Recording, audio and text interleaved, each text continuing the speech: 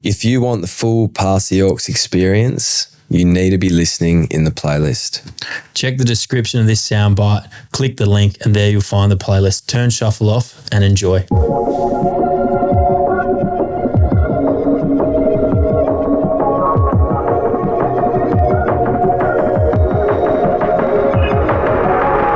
Hello, welcome back. Pass the Orcs.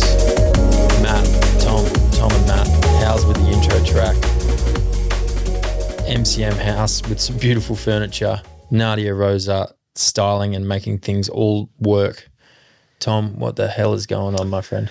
Mate, we are here today, another beautiful day and another great opportunity to share some cool tracks and a few alternative theories, I'm pretty sure, is what we're going to deep dive into today. I want to dive in. How are you? I'm really good. Yeah. I'm really, really good. I'm better than the last step after the PTA.belter. That staff party. The staff party, yeah, that was an interesting effort. We covered some really cool stuff and got some great feedback. And again, thanks for your audience interaction at PTA.listen if you want to hit us up. But I reckon we should get stuck in, bro. How are you, is what I should say, sorry. I'm also good. I also have had more sleep and I'm hydrated and I have recovered from the 2-person staff party. Do you know what would help you? I think I know. Do you have a guess? A left field coffee. Left field coffee, baby. We're on the same wavelength, man. Synergy. Tom Enright, shout out. That left field has been treating us so well. In all seriousness, it's the tastiest coffee and we've been giving it away on Instagram. Follow the prompts. I don't know what they are, but for a 1 kilo bag of coffee, It's a lot of beans, man. it's a lot of beans. Left field want to sort you out. They've been sorting us out and we want to sort of flow that on to you guys. So at PTA.listen, at left field coffee, we want to get some of that stuff out to you. So go and follow the prompts if you want to win that bag of coffee and it's coming your way. Absolutely. What I've been trying to do with my morning ritual is be a bit more present when I drink the coffee. We were speaking about it, I think last time we were together, about how much you enjoy your coffee, and you were like, I actually really fucking love left field. And it's hard for you now to go get a different coffee, and that's not some shameless plug. This is a conversation we've had.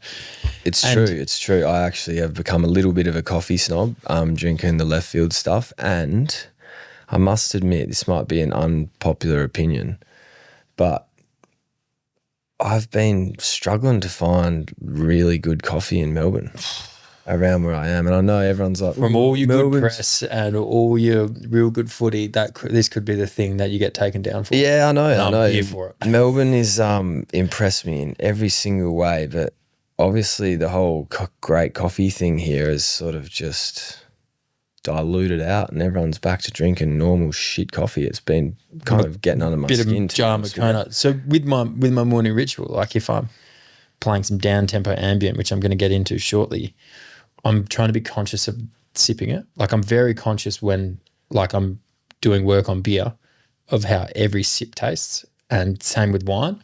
I like to float in and out of that. But with my coffee, I was like, I'm actually going to try taste this, work on my palate, and a batch brew in the morning with the left field and the mocha master, it's just like, all right, I'm going to be present and sip this. Can I ask you, what are the properties that you like in coffee? I like roast. What does that mean? Almost that it tastes like a pint of Guinness. Yeah. Or like a little bit of scotch. Yep. That's the thing that I find when I'm oily. Coffee. Yeah.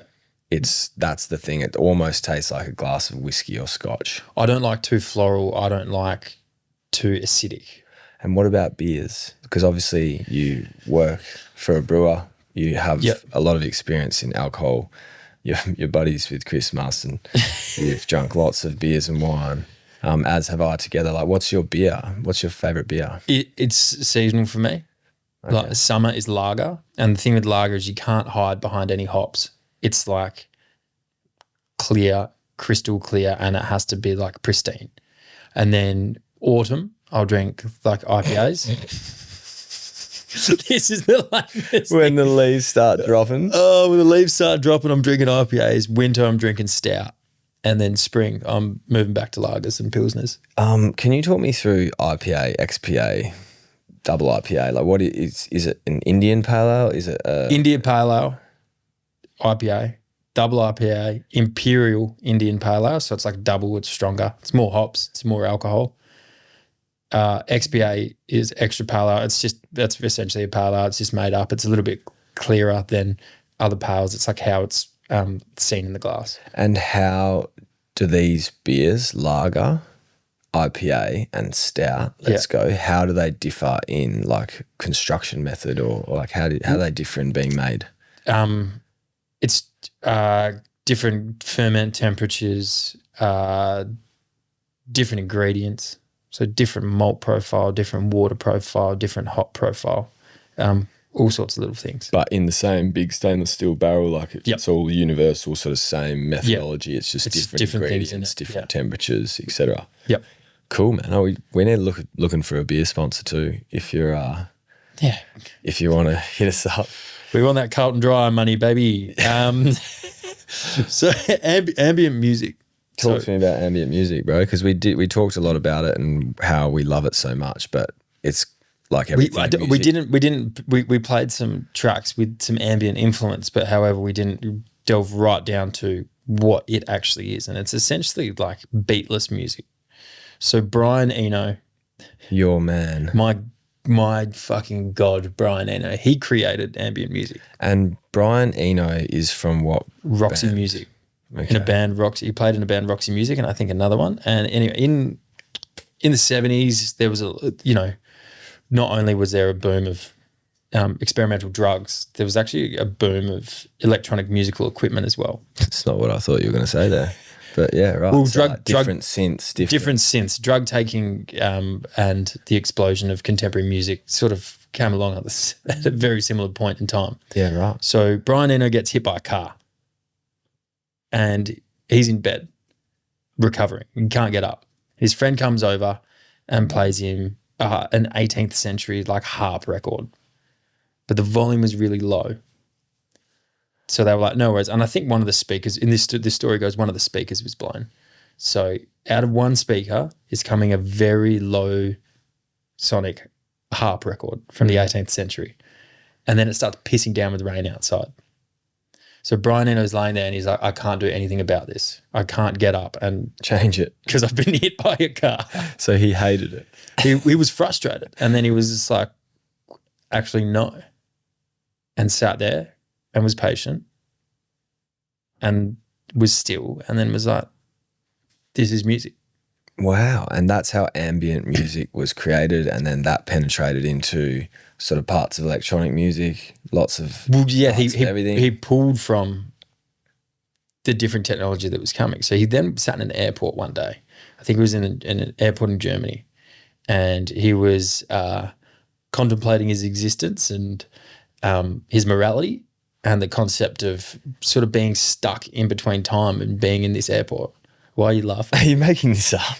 No, this is a true story. Did you speak to him? What's the go? Oh, this is what I've read on the internet. Right. Am I telling it like I've had a conversation? Yeah, it's like you are. He's my uncle. Yeah, legit. Like, he was thinking exactly about morality and the ethics of. No, this is how the story goes. So he's sitting in an airport and he's thinking about you're kind of stuck in time when you're in an airport. Mm. You can't go anywhere until you hop on this plane. It is a moment in time where you were frozen.